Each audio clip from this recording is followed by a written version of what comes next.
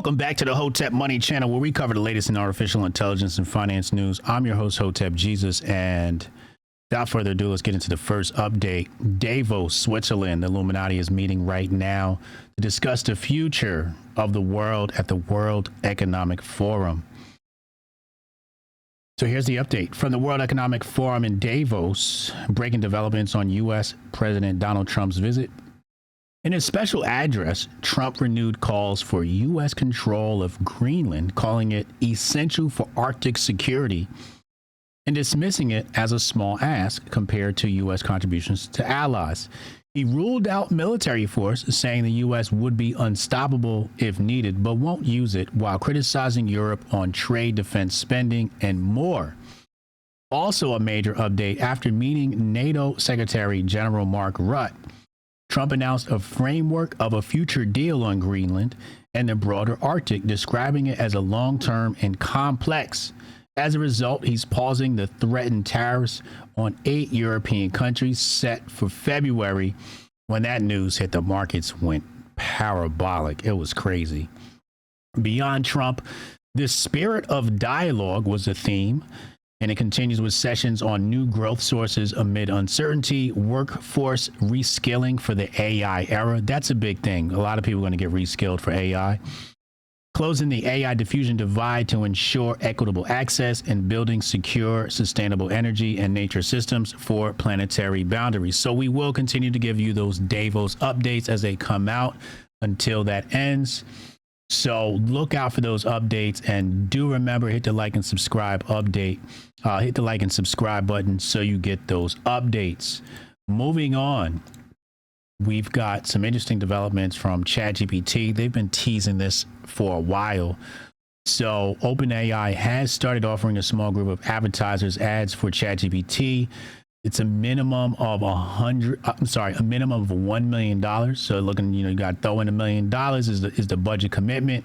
Looking to roll this out in February. That will be rolled out on OpenAI's free version and the Go plan. And looks like this is going to be for impressions and not clicks. So you'll pay for CPM. That's cost per thousand, or CPM stands for cost per measure. But interesting way to go about this, because the AI is going to use contextual clues from users' conversations to serve relevant ads. So if you type in something like, are eggs good for me? It might just serve you an ad for eggs at a local place near you, or Walmart, since it's $1 million budget. So look out for ads to roll out in ChatGPT. Mark Zuckerberg's team has been super busy trying to catch up in the AI race. Their Superintelligence lab has produced its first breakthrough AI models after 6 months of intense development. CTO Andrew Bosworth revealed at Davos 2026 that the internal models are showing very good results.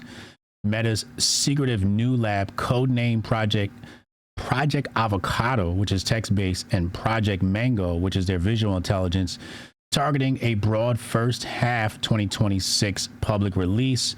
So they're looking to get into the LLM space and the image and video generation space. So look out for that. And when that releases, you probably might see a spike in Meta when that comes out. If I were them, I would probably time it for April so that the stock spikes along with the push in the greater market. Of course, Nvidia was featured at the World Economic Forum. Our homeboy Huang is out there doing numbers. And he described AI as a 5-layer cake consisting of energy, chips, cloud infrastructure, models, and application. Quoted here, the AI bubble comes about because the investments are large, and the investments are large because we have to build the infrastructure necessary for all of the AI layers. I think the opportunity is really quite extraordinary, and everybody ought to get involved. He said renting the company's graphics or GPUs that accelerate the millions of computations required for AI training was becoming increasingly difficult because of the demand from AI companies seeking to harness AI. The growing number of AI companies being created and businesses allocated more of their budget to AI are making it more expensive to rent even older GPUs. And he says this is the single largest infrastructure build out in human history. So I know some of you people don't watch my live show, but kick.com/HotepJesusLive, I make a bunch of predictions and they're often right. And what I've said is that we are actually in the middle of the new industrial revolution. And I've also called the period that we're in the final chapter, which is interesting because I was up late last night trying to figure out where we are in history, because history is cyclical, especially within the Western Empire. And I was trying to figure out where we are, and I couldn't quite pinpoint it. But last night I had a breakthrough. FDR's New Deal. Hotep, you're a genius. HotepJesus.com. So I downloaded a new book last night. It's about 170 pages. And I started studying at the wee hours of 3 a.m. this morning. I woke up late, just right before market opened. And yeah, so now I'm studying up on FDR's New Deal. People who watch the live show know that I was talking about the Third Reich. And I've shifted my studies now, because I've studied that intensely. I've shifted my studies now to the New Deal. So if you watch the live show, I'll have slides on the New Deal coming shortly. So look out for that. And I think that's where we are. In the meantime, Elon Musk is quite ambitious. He is quite ambitious. He wants to put data centers in space. I'm going to read this whole block here from Axios. It says, here's how it works. Musk plans to use SpaceX's Starship, the most powerful launch vehicle ever built, to create a huge satellite constellation, much like today's Starlink constellation, as the data centers of the future.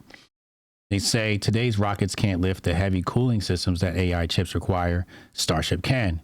It will carry massive next-generation Starlink satellites that function less like internet routers and more like supercomputers in the sky. They say by positioning these satellites in high orbit that stays in constant sunlight, they can harvest solar energy around the clock. No night, no clouds, no electric bills. And instead of sending data through fiber optic cables under the ocean, information travels between satellites via laser beams through the vacuum of space, faster and without the infrastructure. Reality check. Cooling computers in space is brutally hard. On Earth, air carries away heat from processors. In the vacuum of space, there's no air, so chips overheat and die. Musk claims SpaceX has designed massive foldable radiators that unfurl in orbit to vent heat into the cold of deep space. Skeptics call it the biggest engineering hurdle since the reusable rocket. Now, between the lines, it says Earth's power grids are maxed out. Data centers are already competing with electricity with factories and homes. Musk is betting on the only way to scale AI without crashing the grid is to move computing off of the planet entirely. Conspiracy theorists have said that the grid is going to go down, and I'm sure following that report, it feeds more ammunition. I don't know how much I believe it, but after the pandemic, anything could happen. Last update here today comes from hip hop artist Travis Scott. Travis Scott says he doesn't allow his children to use AI. Quoted here via Rolling Stone's interview, "My kids don't have AI. Having AI right now will compress their ability for their brain to maximize. So they got to learn the physical and the actual way of learning. So then they know how to actually use AI to their best ability because it's doing everything for you. How do you even know what's right or wrong?" It's a good man. It's a good father right there. Good father right there. Have your kids learn. And to be honest with you, the AI is only as smart as you are. That was your artificial intelligence finance update of the day.